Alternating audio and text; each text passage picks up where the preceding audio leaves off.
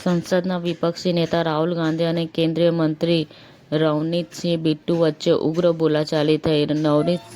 રવનીતસિંહ બિટ્ટુ એક શીખ પરિવારથી આવે છે જેણે દેશની સેવા કરી છે અને રાહુલ ગાંધી દેશદ્રોહી છે. ટિપ્પણી અસ્વીકાર્ય છે.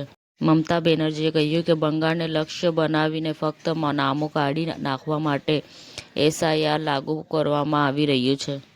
વર્લ્ડ કેન્સર ડે નિમિત્તે એસસીજી આસ્થા કેન્સર સેન્ટરમાં પિંક પાવર વોકાથોન યોજાઈ. બોઈંગ દ્વારા બિલ્ડ પ્રોગ્રામની 5મી આવૃત્તિ માટે અરજીઓ મંગાવાઈ.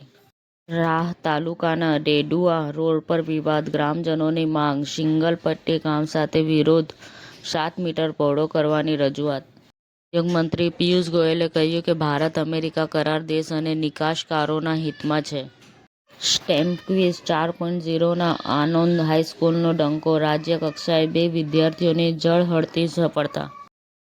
આપ સાંસદ સંજય સિંહની પુત્રી હવે ફિલ્મમાં રોમાંસનો ઉમેરો કરશે. અરવલ્લીના માલપુરના સૂરજપુર સીમામાં સોલર પ્લાન્ટમાં ભીષણ આગ, ભારે નુકસાનની આશંકા.